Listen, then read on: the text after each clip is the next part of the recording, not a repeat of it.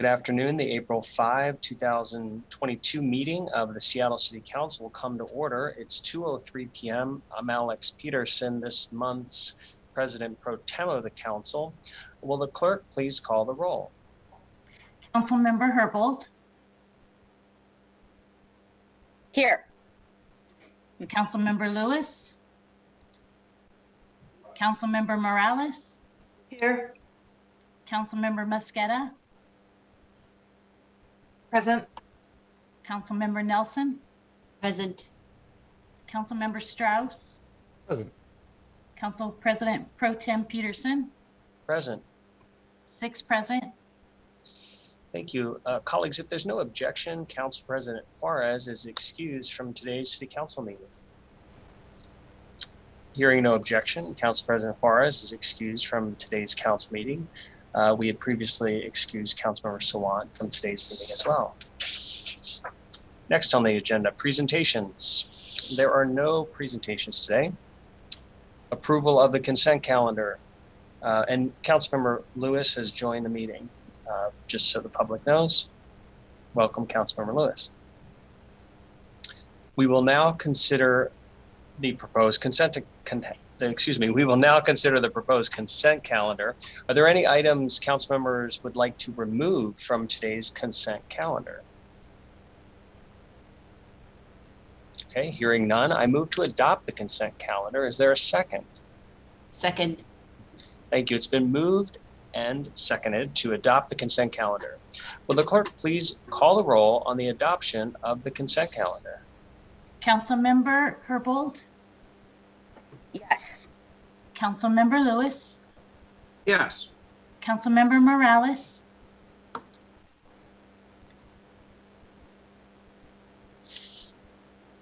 Councilmember Morales. Sorry.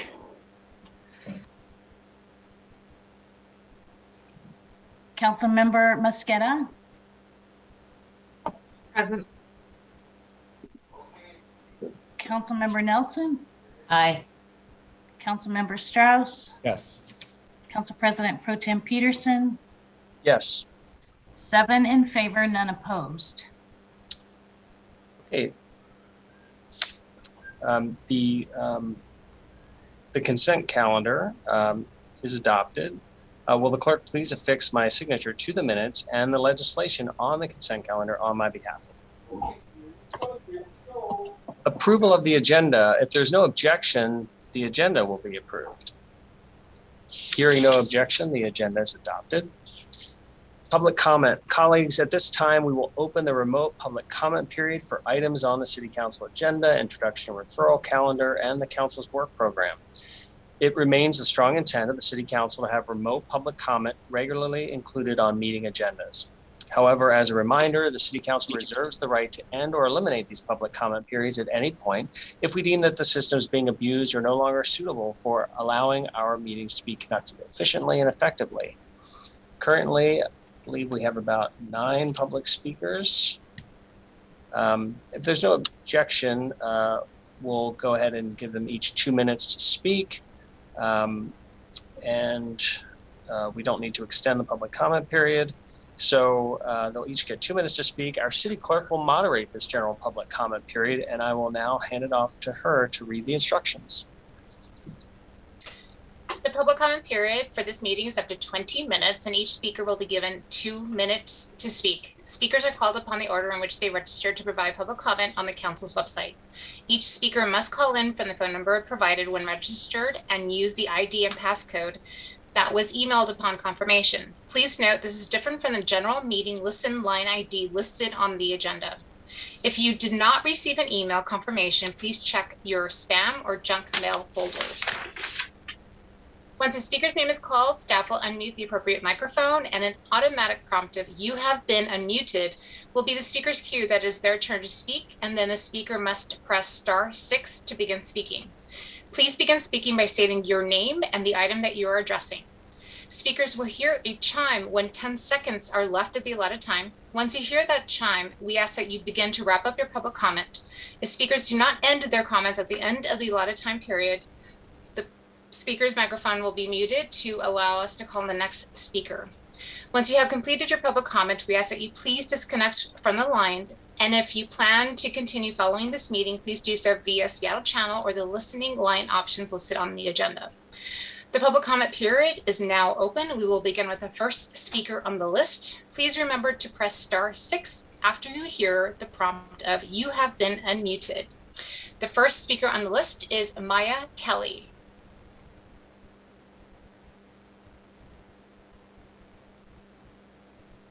Hi, my name is Mia Kelly, and I'm an organizer with Working Washington on the Pay Up campaign. I'm here in support of the Pay Up Ordinance on the introduction calendar today. The Pay Up campaign was created from the necessity of what gig workers want and need: a good pay, flexible work schedule, the ability to work without harassment. Workers found this type of work to be enjoyable, satisfying, and suited their needs. Workers that had taken pride in their work. I know personally because I'm a former Instacart shopper. I personally witnessed and felt the effects of the companies changing their contracts over and over again, lowering the pay and making the job worse time and time again, putting us all in a financial tailspin. Today, over 40,000 workers in our city are only offered sub-minimum wage, excluded from basic worker protections, responsible for all ever-expanding expenses, and on a downward spiral to be the next poverty level, the working hand to mouth. We gig workers have been working on creating standards and laws for ourselves for a long time now. And after years of organizing, a year of stakeholder meetings and policy development, it's time for Seattle city leaders to deliver for gig workers by advancing our policies to raise pay, protect a promised flexible schedule, and provide meaningful transparency to those that are working in the gig industry.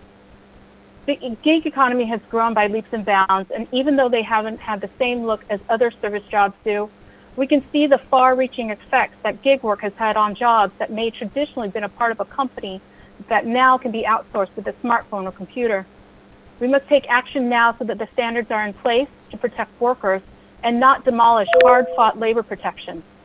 This is a common sense policy that ensures workers are paid at least a minimum wage after expenses with the flexibility and transparency we need. Thank you for moving forward today. The next speaker on the list is Carmen Figueroa.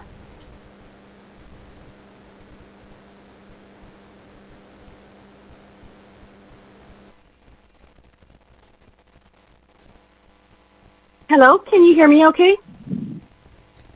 Yes, we can. Okay.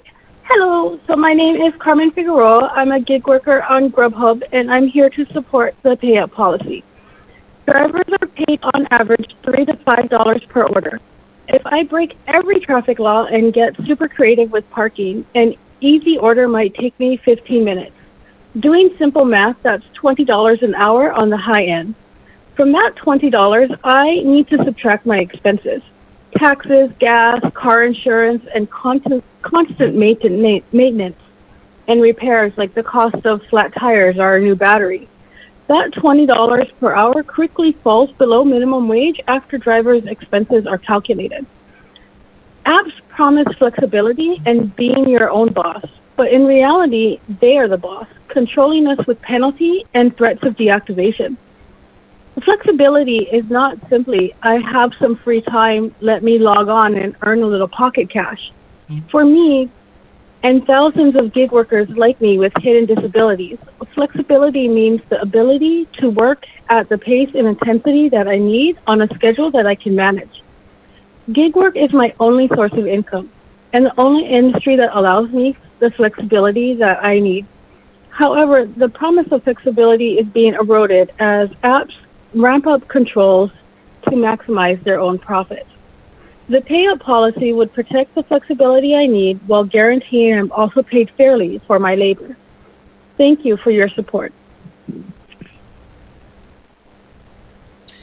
The next speaker on the list is Terry Herstad, and the following speaker after that is Michelle Balzer, who is showing up as not present. Terry Herstad. Hi, I'm Teresa, and I am here asking for support for the Pay Up campaign. I've been working with the gig economy since 2019 with the Handy app directly. And in the past 3 years, I have seen and experienced with Handy alone a false promise of flexibility. I've also seen a false promise of scheduling control. I have seen blatant denial of responsibility by the Handy app in terms of customer service, both towards contracting professionals and clients. And Handy continues to this day to behave as a cleaning agency that hires employees rather than the technology company that they are actually billing themselves as. And we know that the app contractor relationship has been broken for years. And we know that there's been no demonstrated stewardship by app companies to fix this. We need changes made to the contract. And we know that contract changes have always been made by the apps. We know that these changes have always favored the apps. And we know that these contract changes have never favored contractors. Regardless of the app, none of these contract changes have ever favored contractors. They've always favored the apps. And this is why today I'm saying, blatantly with blatant logic, we need your support as Seattle City Council in passing the pay up policy. We need you to set the example of local legislation that just develops and strengthens stewardship and partnership between contractors and the app companies themselves. Because without quality partnership, we will never become a better economy. Thank you. Our next speaker is John W., followed by Shelby Hansen. John W., you're next.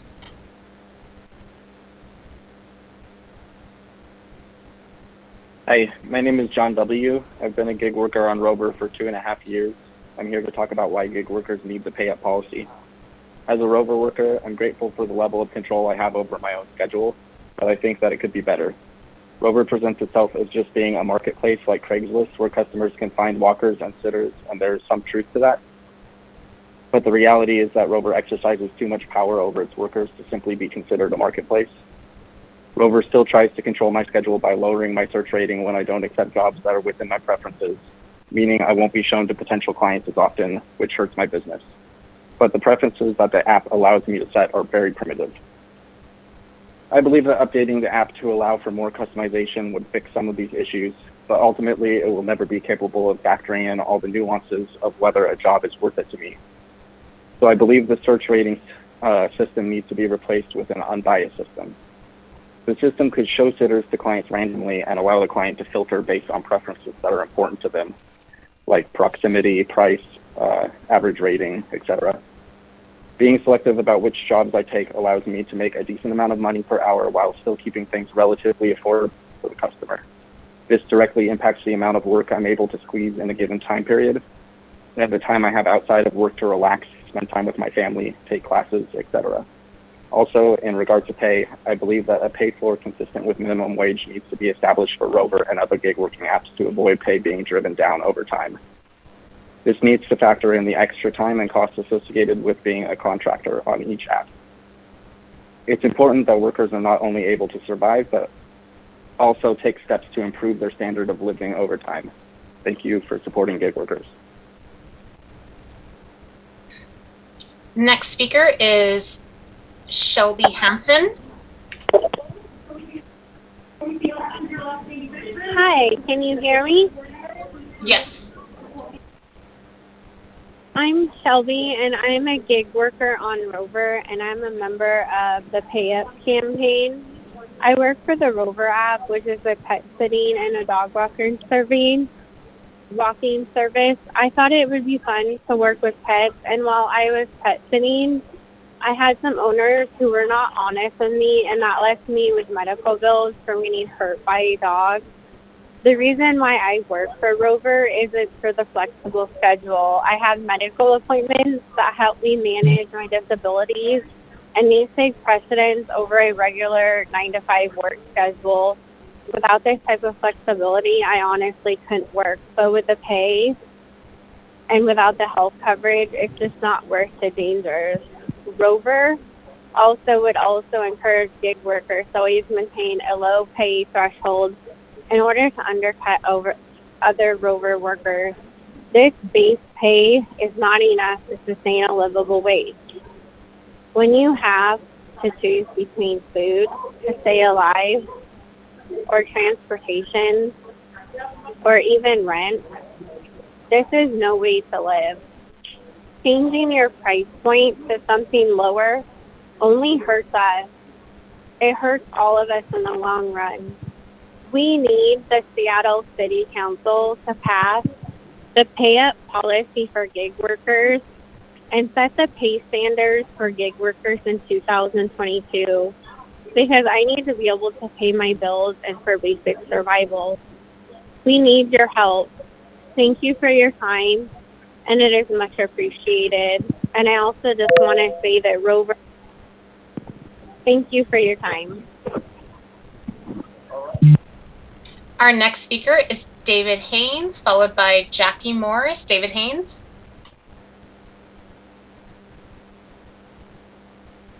Thank you. David Haynes, District 7. Council Bill 120292. Looks like another privileged abuse of tax dollars, rewarding the Human Services Department, who redirected all that still needed money for homeless crisis shelters to other bad policy decisions that further undermine public safety. Always seeming to use tax money buying off unions and service providers as a re-election apparatus hiding within government and non-government unions, never held accountable for a racist lens that judges skin color and prioritizes BIPAC criminal repeat offenders to manipulate data and squander homeless crisis money while forsaking innocent homeless citizens denied another winter year of help, as corrupt Human Services Department gets another raise and privileged guarantee all failures to solve the homeless crisis exacerbated by bad policies and leadership treasonously and unconstitutionally running interference for low-level drug pushers, destroying lives daily, victimizing others, yet treated like nonviolent misdemeanor victim of inequity, assisted by lead and just care model that has less than 50% success rate,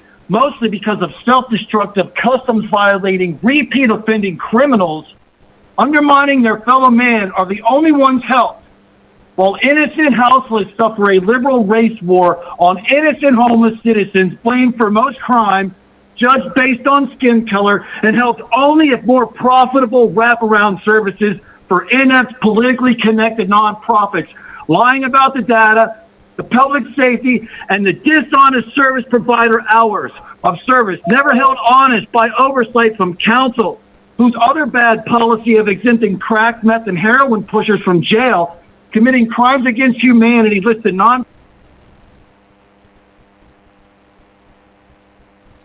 Our last speaker present is Jackie Morris. Good afternoon, Council. I'm Jackie Morris. Thank you for including me today. I am speaking on behalf of the Drive Forward. I am the engagement director there. I am a founding member of Drive Forward.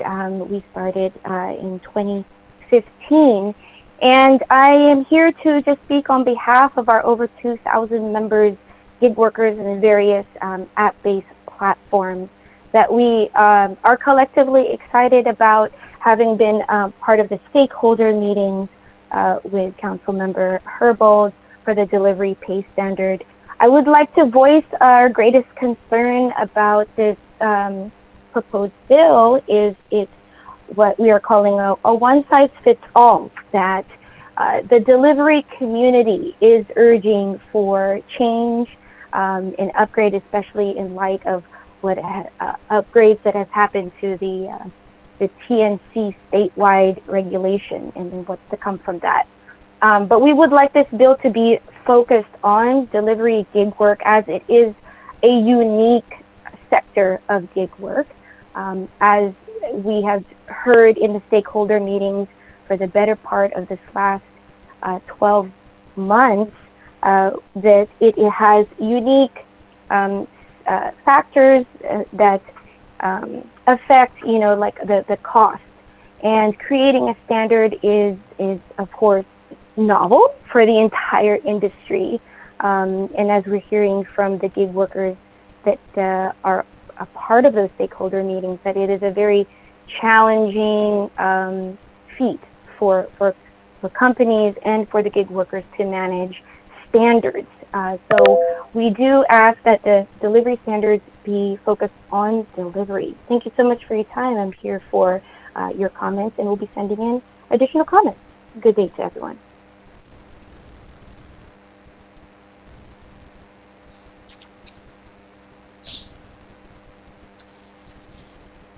Thank you. I believe we've reached the end of the list of registered speakers. So the public comment period is now closed. I want to thank everybody for calling in for their comments today. We are ready to move on to the next part of the agenda, committee reports, which includes an item coming directly to City Council that I mentioned at council briefing yesterday.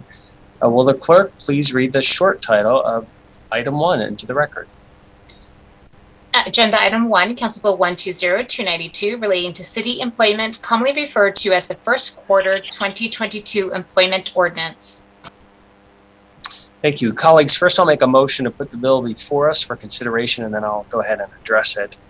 I move to pass Council Bill 120-292. Is there a second? Second.